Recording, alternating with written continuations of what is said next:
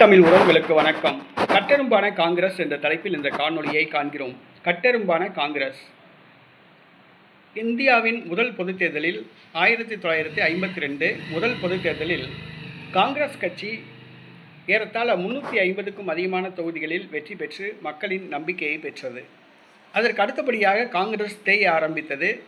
மூன்றாவது பொதுத் தேர்தலில் ஜவஹர்லால் நேரு காங்கிரஸ் வெற்றி பெற்றாலும் கூட கவலை அடைந்தார். ஆகையால் காங்கிரஸில் சீர்திருத்தம் செய்ய ஆரம்பித்தார்.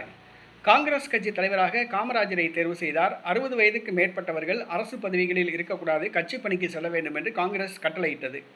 அதன்படி 60 வயதுக்கு மேற்பட்டவர்கள் தங்களுடைய சட்டமன்ற உறுப்பினர், பாராளுமன்ற உறுப்பினர், அமைச்சர் மற்றும் முதலமைச்சர் பதவிகளை ராஜினாமா செய்துவிட்டு கட்சி பணிக்கு சென்றனர். 1991ஆம் ஆண்டு வரை காங்கிரஸ் ஓரளவு நன்றாகத்தான் இருந்தது.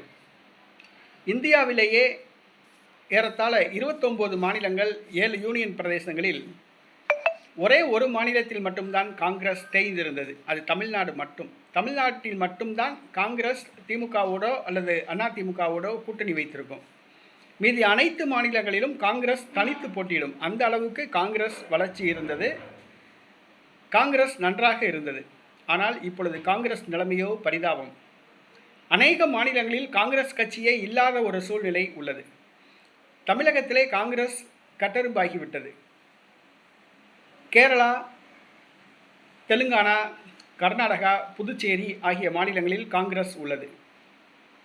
ஆந்திராவில் காங்கிரஸ் இருந்த இடமே தெரியவில்லை. மேற்கு வங்காளத்தில் காங்கிரஸ் இருந்த இடமே தெரியவில்லை. டெல்லியிலும் தெரியவில்லை. பஞ்சாபிலும் தெரியவில்லை. இன்னும் பல மாநிலங்கள், குறிப்பாக மகாராஷ்டிரா உள்ளிட்ட குஜராத்து, பல மாநிலங்களில் காங்கிரஸ் இருந்த அடிச்சுவடே தெரியவில்லை.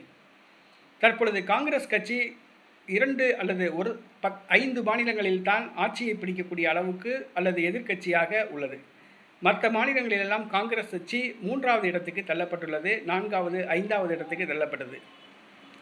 தமிழ்நாட்டிலே காங்கிரஸ் 67இல் ஆட்சியை இழந்தது.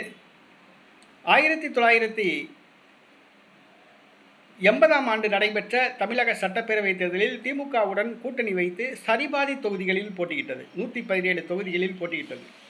அதற்கு அடுத்தபடியாக அதிமுகவோடு கூட்டணி வைத்து 25% தொகுதிகள், அதாவது 64 தொகுதிகளில் போட்டியிட்டது. ஆனால் தற்பொழுது காங்கிரஸ் 25 தொகுதிகளில் தான் போட்டியிடுகிறது. 209 தொகுதிகள் கூட்டணி கட்சிக்கு. காங்கிரஸ் வெறும் 25 தொகுதிகளில் போட்டியிட வேண்டிய ஒரு பரிதாப நிலைக்கு தமிழ்நாட்டில் தள்ளப்பட்டுருச்சு. அதுவும் சொல்லப்போனால் அந்த 25ல் போட்டிக்கிட்டு 18ல் தான் ஜெயிச்சிச்சு. தற்போது 17 சட்டமன்ற உறுப்பினர்கள் தான் இருக்காங்க. மேலும் வருகிற சட்டசபை தேர்தலில் திமுகவோட கூட்டணி அப்படின்னு சொல்லி காங்கிரஸ் கட்சி அறிவித்தது. திமுகவோ காங்கிரஸுக்கு இந்த முறை 17 தொகுதி தான் தர முடியும் அப்படிங்குது. போன தடவை 25 தொகுதி கொடுத்தாங்க. இந்த தடவை 17 தொகுதி தான் தர முடியும் அப்படிங்கிறாங்க. 17 தொகுதிகளில் காங்கிரஸ் போட்டியிட்டால் கண்டிப்பாக 10 தொகுதிகளில் தான் காங்கிரஸ் வெற்றி பெறும். ஆக காங்கிரஸ் கட்டெரும்பாகிவிட்டது. மேலும் காங்கிரஸ் கட்சியிலே இளைஞர்களே கிடையாது. எல்லாமே கிழடுகட்ட, 60 வயதுக்கு மேற்பட்ட கிழடுகட்ட தான் காங்கிரஸ் கட்சியில் இருக்காங்க.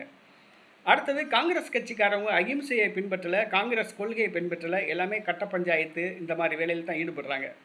அதனால் காங்கிரஸ் கட்டெரும்பாகிவிட்டது. இனிமேல் தமிழ்நாட்டில் காங்கிரஸ் எழுவதற்கு வாய்ப்பில்லை. அது மாயமாகி போச்சு. இன்னும் கொஞ்ச நாளில் தமிழ்நாட்டில் காங்கிரஸ் கட்சி இருந்த அரிச்சுவடே இல்லாமல் போயிடும்.